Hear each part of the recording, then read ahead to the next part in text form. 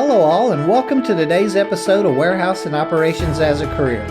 I'm Marty, and I've gotten a number of questions recently about temporary staffing, and are they a good place to get started in warehousing? That's actually a very good question, and I do have a few thoughts, or probably more like opinions on the subject. I've also reached out to a very good friend for his thoughts and expertise in the fields, and he'll be sharing some opinions with us today as well. I feel that temporary staffing agencies can be a good avenue for that quick job or income. When I think of temporary agencies, I really kind of think of three different situations. Number one is day labor. I know of several agencies where you show up, fill out a very brief or short application, and are given a day assignment or short-term assignments that are strictly GL or general labor type tasks. Maybe where a number of bodies are needed to make something happen real quick. Again, a great avenue for a check, but I don't feel you should use one for a long-term need, as typically you're not going to be exposed to any equipment usage or any type of machine for production environment usage or training, anything like that. Number two, temporary placements.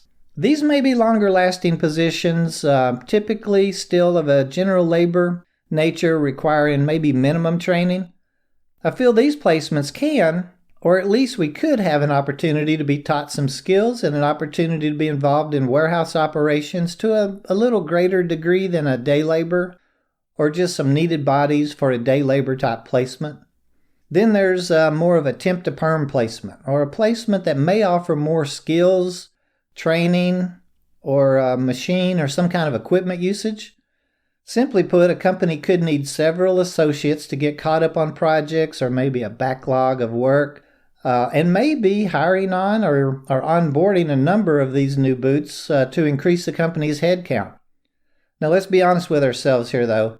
The workers that show up on time, ready to work every day and excel through any training and following direction real well, and can really bring productivity to the shift, are, of course, the ones that could be offered full-time work with the company. I've heard of transitions occurring as quickly as like 30 days and as long as 11 months or maybe even a little longer. Think of it being kind of like a probation period. Is the employee a good fit for the company? And even is the company a good fit for us, the employee?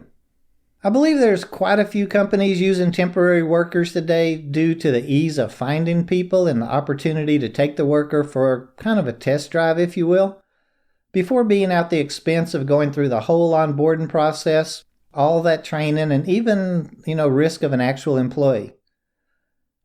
Now that we've discussed my thoughts on what a staffing company is, let's look at how we can use them to our advantage and get something out of them.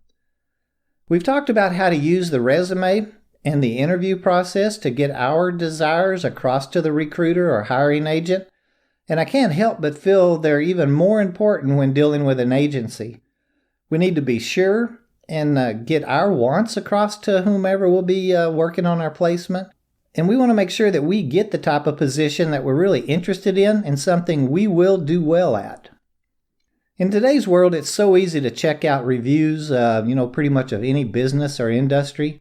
Now, we need to keep in mind that not all reviews or comments are written with the best of intentions or even will be factual, but we should be able to ascertain the overall spirit of the agency that we're looking into. Remember, one thing I hope we're learning is that it's our responsibility to research or educate ourselves to really be a great employee, right? A couple of questions that I might ask or look into could be something like, what kind of assignments or jobs do they offer? What kind of training are they offering or willing to do for me? Do they offer any certifications? Can I get certified on anything? Is this a short-term, long-term, or maybe a temp-to-perm opportunity? It may be worth our time to accept a short-term position if it affords us the opportunity to show our willingness to work and prove, our interest in that position. Kind of answering their test drive questions. To sum up my thoughts, I'd say yes.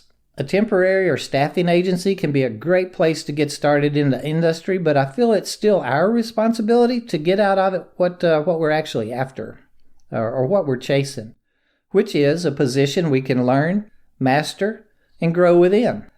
We want to get our foot in the door and kind of go from there, right? Well, there's my opinions or thoughts, and today we actually have John on the phone with us. John started his career as a warehouseman for a national food service distribution industry leader, and today is a national vice president of operations for a light industrial sourcing company. John, welcome to WAOC, and thanks for taking a couple of minutes with us today, sir. Thank you very much, Marty. I'm a big follower of your show. So, John, how about sharing how you got started in warehousing and what made you think about changing industries or taking the growth path that you did? Absolutely, Marty. It's a funny story. I was going to college, and it really started out as a summer job. I had a buddy who was working at a food service distributor. He got me on as an order selector.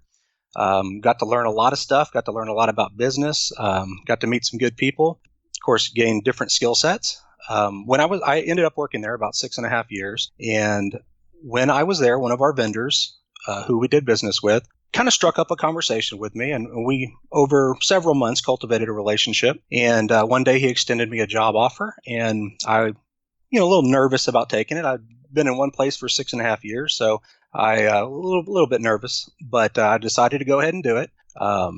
Started working with him. And you get to meet a lot of people in sourcing and staffing. And that was probably one of the biggest benefits is the exposure to so many different people, so many different managers. Just the talent that's out there in distribution is really phenomenal. That's probably what I liked most, but I've been working there for 11.5 years now. So I've thoroughly enjoyed it. That's a fascinating story, John. And, it is when you step out there to make those big decisions and then just follow through with them. It's a good feeling. So can you share your thoughts or opinions on temporary agencies and maybe explain the difference in what you do and how sourcing is different? The different kind of staffing that you have nowadays is pretty much the day labor, which is casual labor. Tends to be could be 2 to 3 or 4 days. Sometimes it's day to day, just kind of depending on what the assignment is. You also have short-term assignments, which it's kind of a lifestyle situation, depending on if you want to work maybe 2 weeks to 4 weeks. Some of the benefits of the short term is if you show yourself to be a good employee, then you might get offered a longer term position. Most people tend to go for the temp to perm positions, which is the hope or the expectation that after showing that you can do a good job, the company's going to extend you a job offer. You also have direct hire and sourcing, and that's a little bit different. That is the proactive search for pre-planned positions as opposed to the reactive search. The first three I mentioned, the company gets the job order and they go out and they seek the candidates.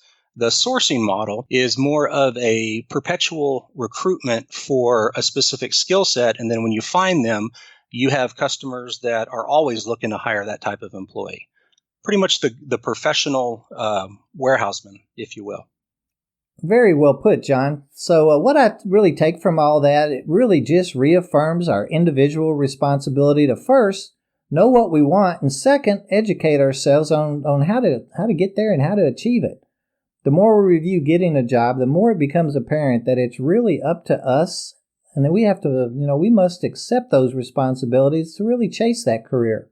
Really kind of doing something with the opportunity that's given us. It looks more and more like companies are utilizing agencies for their services. Do you see that kind of becoming a trend, or you have any thoughts on it? Marty, I have found that a lot of companies are turning to staffing nowadays. It's a mutually beneficial situation. The employee, one of the big benefits is gets to test drive the company and make sure that that's the company that they would like to grow at and they would like to work for. The employer gets the benefit of seeing that the employee is going to show up every day and do a good job. So I really think that it's a good situation for both parties. Very well put. Is there anything that you could share with our listeners today relating to careers in our industry? I know that you're an ops guy. You love operations. Maybe something just kind of in your own words or your own thoughts.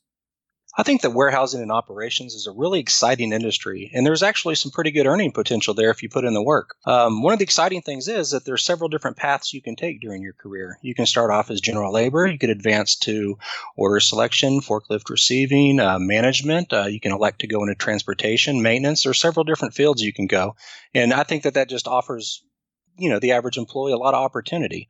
One thing I would suggest is try to learn as much about the specific company that you work for as much as possible. Try to understand, what their vision is, what their objectives are. Those skills will generally translate pretty well from company to company. One thing I would recommend is install a competitive mindset. Race yourself, race others. Basically, just challenge yourself. It's a physical job, so why not get paid to work out? That's the way I always looked at it. I mentioned earning potential a little earlier. Where else can you get a career that in a few years' time you can be making $50,000 to $70,000 a year without a college education? Your work is basically your college education. I think that's a really good opportunity for people who did not go to college and they're looking for a career and they're looking for a path that can get them to a lifestyle that they've always dreamed about. There's a lot of opportunity in warehousing and operations, and the good thing is no matter what the economy's doing, everything has to be distributed. Well, I tell you, I can't agree more with you on all of that, especially the part about the challenge and the competition and the opportunities that's out there also. John, I want to thank you so much for sharing your history and your thoughts and experiences on staffing with us today. I know I learned a lot from you and appreciate the insight, sir. And I'd like to thank all of you that are listening to us today and encourage you to ask questions or share your thoughts and participate on the website at warehouseandoperationsAsAcareer.com or on our Facebook or Twitter at Warehouse and Ops, as we all learn from each other. Till next week, be safe in all you do and watch those distractions in our work and in our personal life. Someone's counting on each of us.